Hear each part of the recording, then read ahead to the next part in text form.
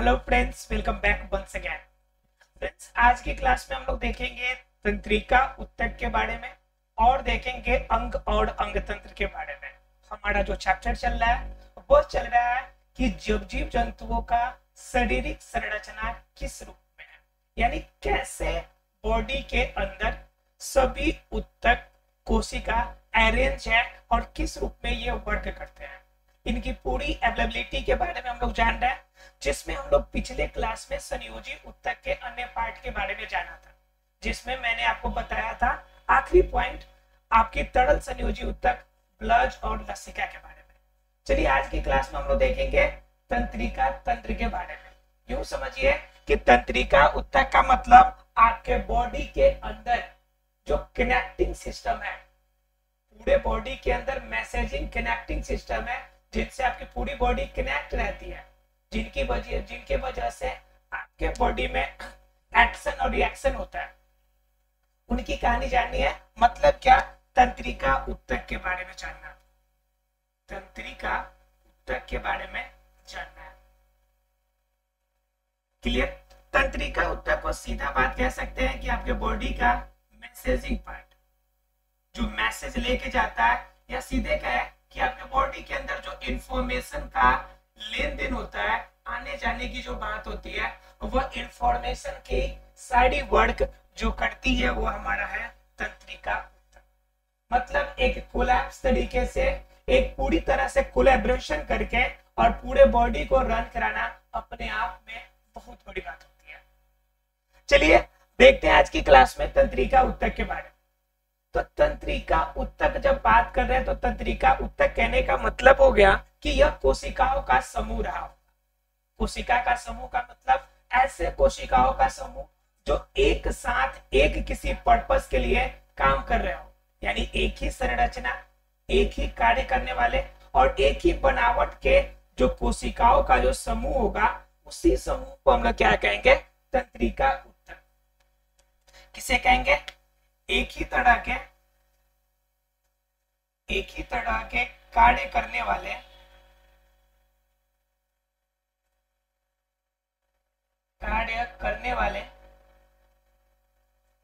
कोशिकाओं के समूह,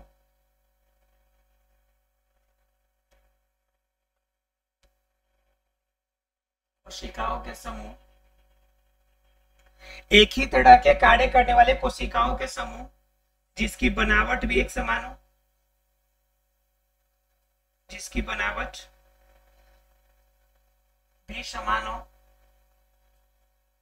क्या कहेंगे उसे हम लोग कहेंगे ऊतक। और यहाँ पे जिस ऊतक की बात करते हैं हम लोग, वो ऊतक हमारा तंत्रिका ऊतक। अब कंफर्म है कि इस तंत्रिका ऊतक के अंदर कोशिका रही होगी, और इस कोशिका के अंदर जो तंत्रिका ऊतक के अंदर जो कोशिकाएं पाई जाती है, उसे हम लोग कहते हैं तंत्रिका कोशिका। क्या कहते हैं इसे? तंत्रिका कोशिका। तंत्रिका कोशिका को एक और नाम से जानते हैं हम लोग, जिसे कहते हैं न्यूरॉन। और ध्यान रखिएगा, यह न्यूरॉन ही है जो हमारे बॉडी का सबसे बड़ा कोशिका के रूप में भी जाना जाता है। अर्थात न्यूरॉन क्या है? न्यूरॉन हमारे शरीर में सबसे बड़ा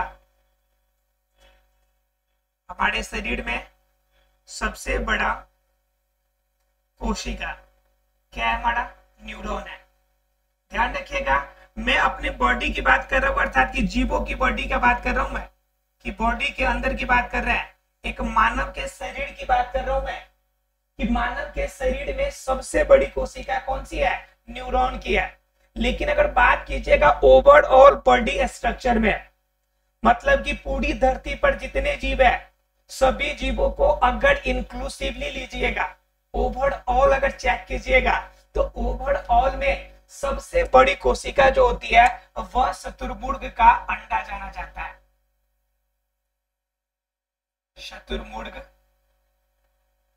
शुतुरमुर्ग का अंडा, यह शुतुरमुर्ग का अंडा ही है जो क्या करता है, जो हमें सबसे बड़े कोशिका के बारे में बताता है।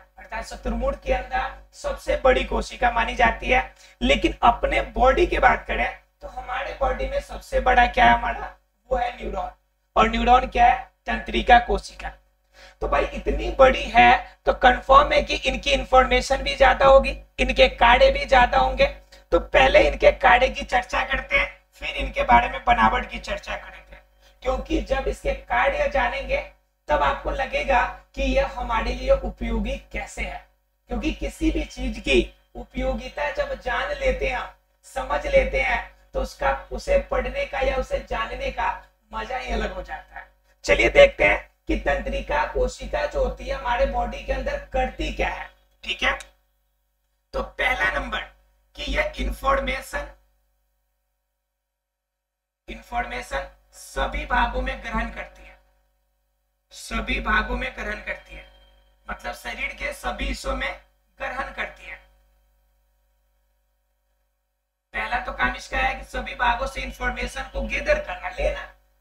उसके बाद क्या दूसरा काम है कि इस इंफॉर्मेशन को फॉरवर्ड करना, इस इंफॉर्मेशन को फॉरवर्ड करना अगले सेल तक, इंफॉर्मेशन को आगे की तरफ फॉरवर्ड कर देना, फॉरवर्ड करना, आगे बढ़ाना। दूसरा काम हो गया।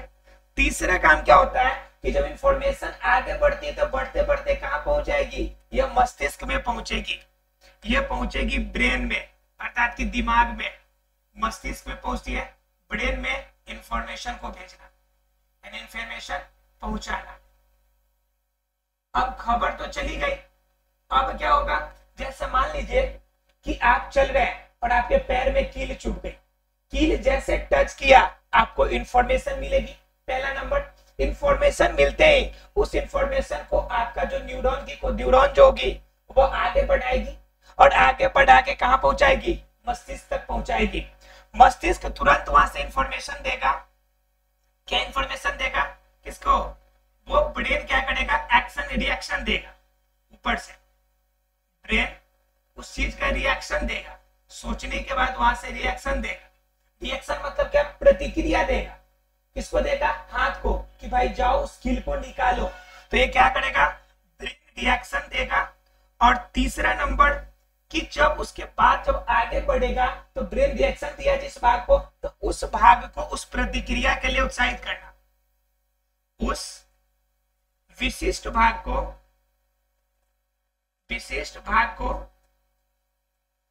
कार्य के लिए उत्साहित करना,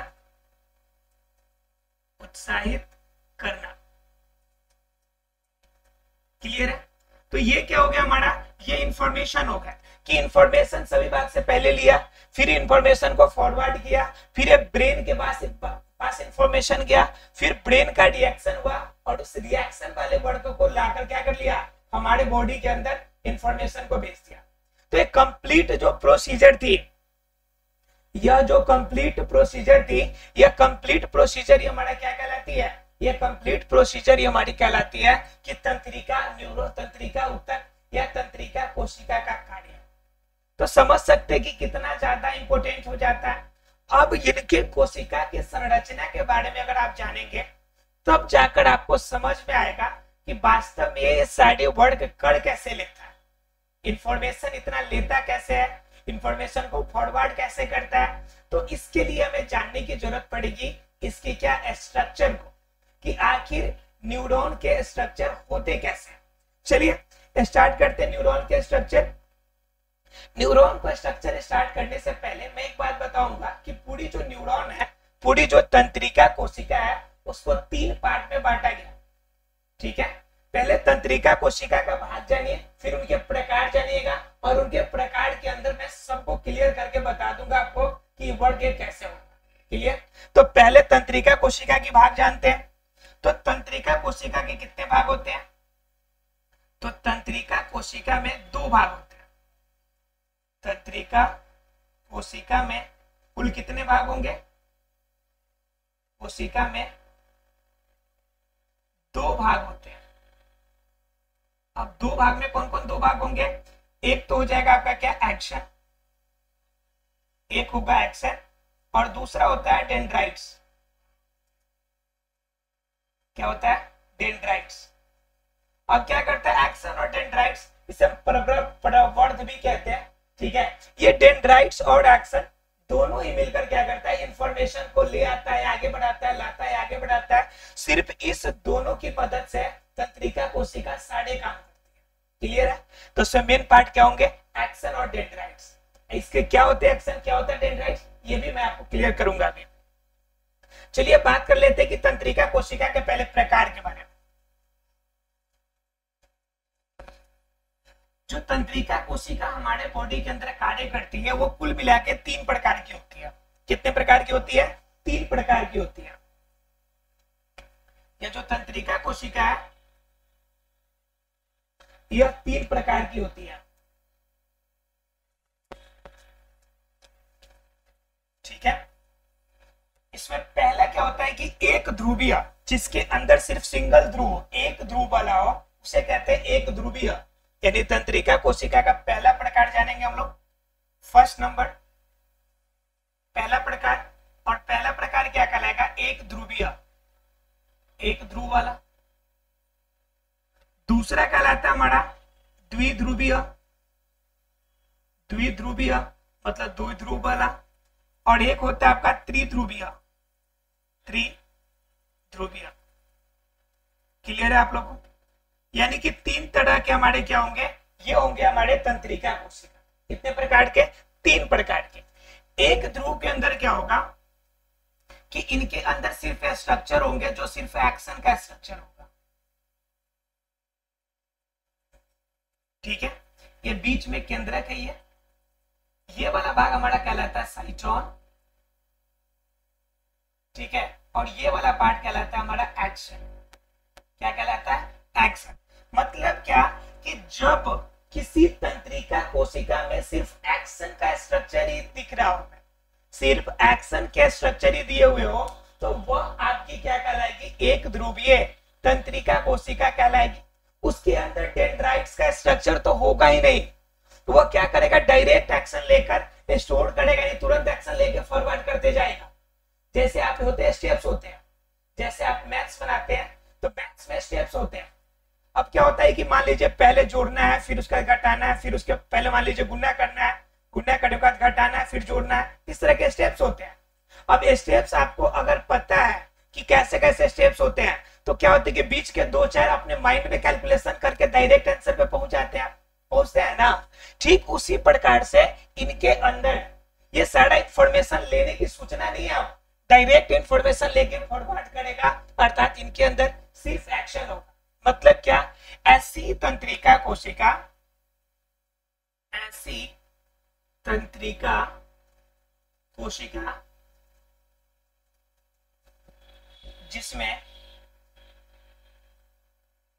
जिसमें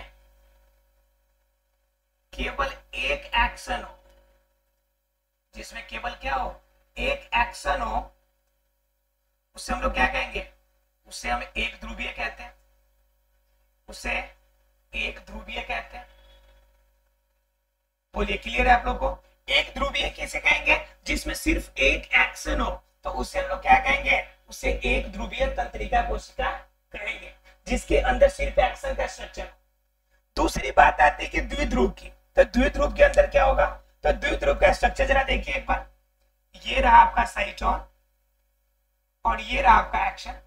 आप कहेंगे कि आप सर दोनों तो एक ही जैसा बना दिए, बीच में रहा केंद्रक, ये हो गया हमारा साइटोन, ये होगा हमारा एक्शन। अब कहेंगे सर दोनों में डिफरेंस क्या है, घबराओ मत, अभी डिफरेंस देखने को मिलेगा भी। ये देखिए, ये डिफरेंस कुछ दिख रहा है, ये हमारा कहलाता है डेंड्राइट्स। क्या कहलाता है, डेंड्राइट्स।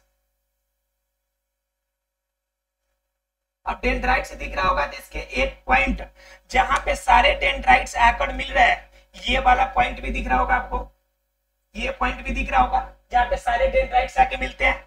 तो जिस पॉइंट पे सारे डेंड्राइट्स इंफॉर्मेशन लाके दे रहा है ना, वो वाला पार्ट हमारा कहलाता है डेंड्रॉन। क्या कहलाता है, डेंड्रॉन। ये हमारा डेंड्रॉन है। क्लियर? मतलब क्या कि ऐसी तंत्रिका कोशिका जिसके अंदर एक एक्शन और एक डेंड्राइट्स का गुच्छा हो, तो उससे हम लोग कहेंगे द्विध्रुवीय तंत्रिका कोशिका। क्योंकि क्या करेगा, डेंड्राइट्स इंफॉर्मेशन सभी भागों से लेगा और लाकर देगा डेंड्रॉन को। डेंड्रॉन उस इंफॉर्मेशन को ग्रहण करेगा और स्टोर करने के लिए दे देगा साइटोन को। साइटोन इंफॉर्मेशन को रोकेगा और लेकर फॉरवर्ड जो करने की बात होगी वो एक्शन को देगा। एक बात ध्यान रखिएगा हमेशा, और ये स्ट्रक्चर जब भी एग्जाम में बनाइएगा तो भी ध्यान रखिएगा कि एक्शन जो होता है सामान्यतः अपनी पूरी लंबाई में लगभग एक दूसरे के समांतर ही होते हैं। मतलब क्या, उनका स्ट्रक्चर बिल्कुल समांतर लगभग बनाइएगा। जैसे ये देखिए दोनों, तो इस रूप में ध्यान रखिएगा। तो एक्शन को देता है और एक्शन इंफॉर्मेशन को आगे फॉरवर्ड करेगा। क्लियर है? तो द्विध्रुवीय के अंदर क्या होगा, तो क्या कहता है कि ऐसी आपकी तंत्रिका कोशिका जिसमें क्या हो, जिसमें एक एक्शन हो, एक एक्शन हो और एक क्या हो हमारा, एक डेंड्राइट्स का गुच्छा हो। एक डेंड्राइट्स का मतलब डेंड्राइट्स का गुच्छा, ठीक है, ग्रुप ऑफ डेंड्राइट्स, ठीक है। ये डेंड्राइट्स के गुच्छे के रूप एक हो और एक एक्शन हो, तो ये क्या कहलाएगा, द्विध्रुवीय, जिसके अंदर ध्रुवों की संख्या कुल कितनी हो गई, 2 हो गई, एक एक्शन वाला और एक डेंड्राइट्स वाला। क्लियर है दोनों? तो अब द्विध्रुव के बाद बात आती है त्रिध्रुव की। तो त्रिध्रुवीय के अंदर क्या होगा, तो त्रिध्रुवीय में क्या होता है कि देखिए, पहले फोटो देखिए, क्योंकि इमेज के माध्यम से आप ज्यादा कुछ समझ लेते हैं। अगर सचित्र वर्णन करने की आदत हो तो यकीन मानिए एग्जाम में आपका बेहतरीन से बेहतरीन नंबर आने वाला है। क्योंकि क्या होता है कि जब आप इमेज बना लेते हैं, किसी भी चीज का सचित्र वर्णन करते हैं, तो एग्जामिनर जो होता है वो बड़ी बेहतर वे से देखता है, कहता है कि आपको इंफॉर्मेशन रियल वे में है, आपको समझ आती है कि ये बनता कैसे है, ये हमारे बॉडी के अंदर वर्क कैसे करना है, तो रियल लाइफ से ये अटैच हो जाता है।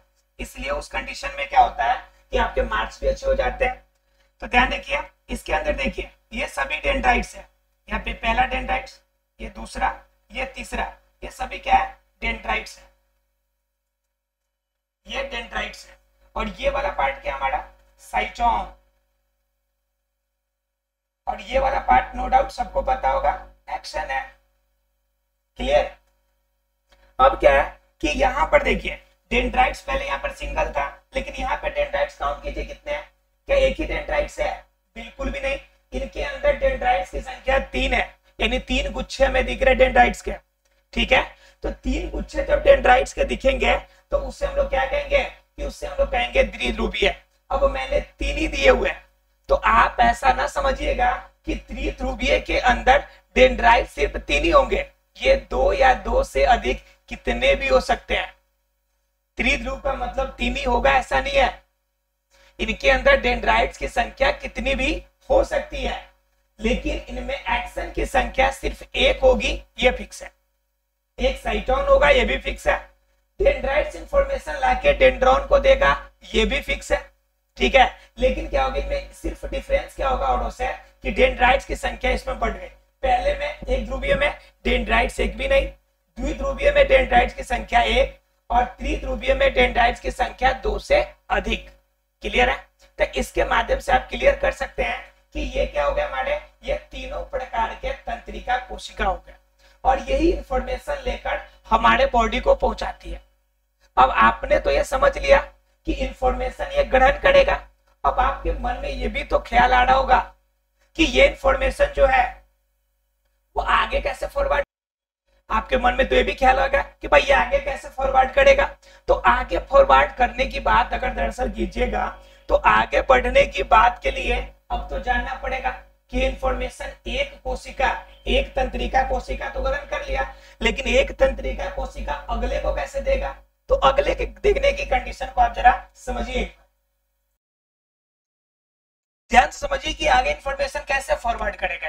जैसे देखिए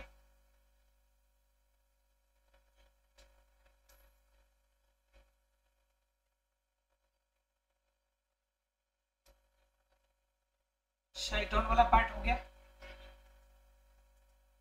ये एक्शन वाला पार्ट हो गया, ये क्या हो गया, इंफॉर्मेशन बाहर की तरफ से ले रहा है, डेंड्राइट्स, डेंड्राइट्स, ये इंफॉर्मेशन एक जगह स्टोर हो रहा है, डेंड्रॉन,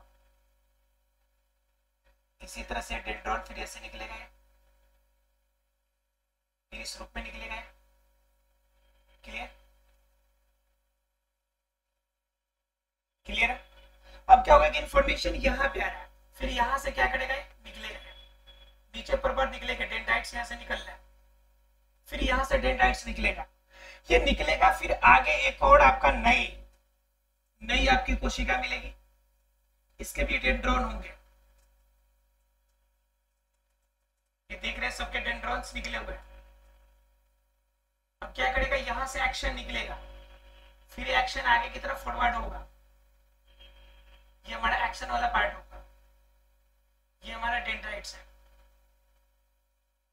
क्लियर है? तो क्या कर रहा है, देखिए एक कोशिका मान लीजिए कि इसकी नाम है ए, ये कोशिका ए है और दूसरी कोशिका बी है, तो ए से बी तक जाने के लिए क्या हो रहा है कि आपका एक्शन में से जो डेंड्राइट्स निकले हैं और दूसरे तरफ जो साइटोन का डेंड्राइट्स है, ये दोनों एक पॉइंट पे आके मिल रहे हैं, ये इस पॉइंट पर आके मिल रहा है, और ये पॉइंट पर मिलने के कारण क्या होता है कि इंफॉर्मेशन का फॉरवर्ड होता है, और इंफॉर्मेशन एक कोशिका से दूसरी कोशिका में चली जाती है, और जहां पे ज्वाइंट करते हैं ना, तो इस ज्वाइंट को हम नाम देते हैं सिनेप्स। क्या कहते हैं इसे? सिनेप्स कहते हैं। एग्जाम में कभी कोई पूछ देता है कि सिनेप्स का सचित्र वर्णन कीजिए, कंफ्यूज हो जाते हैं लोग कि सच्ची आपका सिनेप्स है क्या। तो वास्तव में क्या होता है कि एक तंत्रिका कोशिका दूसरी तंत्रिका कोशिका से जहां इंफॉर्मेशन का आदान प्रदान करता है, उस पॉइंट को हम क्या कहते हैं? सिनेप्स कहते हैं। क्लियर है? अब सिनेप्स से क्या होगा कि एक कोशिका से दूसरी कोशिका में, दूसरे से तीसरे में, इस तरह से इंफॉर्मेशन का एक लंबा सा जाल बनेगा, और यह जाल का इंफॉर्मेशन लेते लेते हमारी हाईएस्ट पॉइंट पे जाएगा, और वो हमारा ब्रेन है जो हमारे बॉडी को ओवरऑल कंट्रोल करता है, और वहीं से आपके बॉडी के अंदर जो भी इस उसके अकॉर्डिंग रिएक्शन निकल के आता है, और उसी रिएक्शन के अकॉर्डिंग आपका बॉडी वर्क करता है। नो डाउट क्लियर हो गया होगा ये तंत्रिका कोशिका। अगर तंत्रिका कोशिका अगर क्लियर हो गया, तो इसके बारे में अब आपको जानने की कोई आपका एक्स्ट्रा चीजें नहीं है। सिनेप्स, तंत्रिका कोशिका, और इन्हीं का ग्रुप बनाया गया कोशिकाओं का जब ग्रुप बन जाएगा तो क्या बन जाएगा? तंत्रिका उत्तक का स्ट्रक्चर बनेगा। क्लियर? तंत्रिका कोशिका, तंत्रिका उत्तक क्लियर है। अब क्या होती है कि अब जानने की बात आती है अंग और अंग तंत्र। अब जानने की बात क्या आती है? अंग और अंग तंत्र। ठीक है, तब जानते हैं जरा सा।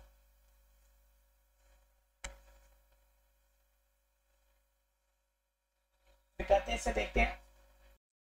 अब जानते हैं अंग के बारे में, यानी जीवों के अंदर पाए जाने वाले अंग के बारे में। तो अंग क्या कहता है कि अंग कहता है एक ही तरह के उत्तकों का ऐसा समूह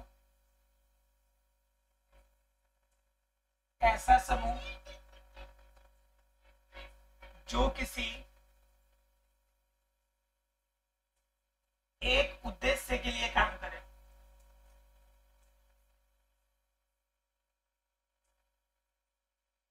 जो किसी एक उद्देश्य के लिए काम करे।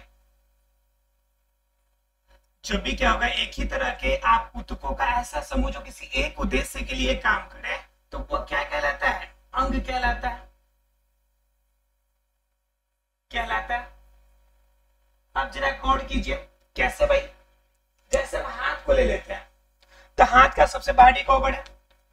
सबसे बाहरी कॉर्ड का मतलब क्या हो गया कि हमारे बॉडी के ऊपर का स्किन। तो स्किन आपकी क्या हो गई कि ये आपका बाहरी कॉर्ड यानी कि एपिथेलियम उत्तक है। एपिथेलियम। क्लियर? एपिथेलियम उत्तक के अंदर जब जाइएगा तो क्या होगा कि आपके अंदर हड्डी का जाल है, तो अस्थि उत्तक। अस्थि उत्तक। आपके अंदर छोटे बड़े ज्वाइंट्स भी है, तो इसके अंदर क्या हो जाएंगे? अस्थि अस्थि ज्वाइंट भी है, तो इसे हम लोग कहते हैं उपास्थि। क्लियर? बात कीजिए आगे की तरफ, तो बॉडी के अंदर सभी पार्ट्स में ब्लड सर्कुलेट करता है, तो ये ब्लड हो गया संयोजी उत्तक, तरल संयोजी उत्तक। तड़ल संयोजी ऊतक।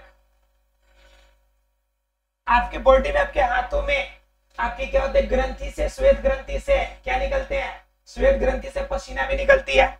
तो क्या हो गया ये, श्वेत ग्रंथि से पसीना मतलब ग्रंथिल हो गया, ग्रंथिल वाला ऊतक। क्लियर। और क्या बच गया, आपके बॉडी के अंदर यानी कि आपके हाथों में लसिका भी कनेक्टेड होता है जिससे ऊतक द्रव निकलता है। तो लसिका भी एक प्रकार का संयोजी ऊतक, लसिका। क्लियर। अब उसके बाद आपके हाथ में मसल्स भी है, तो मसल्स भी एक प्रकार का ऊतक है, पेशी ऊतक। ये हो गया पेशी ऊतक। अब देखिए जैसे इतने ऊतक मिले और पूरे ऊतक मिलकर और आपका हाथ बना, ये सारे ऊतक मिला के क्या बना रहे, आपको हाथ बना रहे। तो ये क्या हो गया आपका, यह कहलाएगा, क्या कहलाएगा आपका, यह ऊतकों का समूह जो होगा, यह जो हाथ होगा ये हमारा कहलाएगा। अब अंग हाथ के काम को करने के लिए, पकड़ने के लिए, हाथों को मतलब कि बैलेंस करने के लिए, ये सारे काम इन्हीं ऊतकों के संपर्क की वजह से। अस्थि में मजबूती देता है, उपास्थि ज्वाइंट के लिए काम करता है, आपका एपिथेलियम बाहरी रूप से आपका क्या करता है, सुरक्षा देता है। ब्लड क्या करता है, उसमें इंफॉर्मेशन के लिए आपका ऑक्सीजन और कार्बन डाइऑक्साइड के लिए जाने ले आने में मदद करता है। ओवरऑल सभी ऊतक एक ही पर्पस के काम के लिए काम कर रहा है, जिससे कि अपना काम पूरा कर सके। और इसी समूह को हम लोग क्या कहेंगे, क्लियर।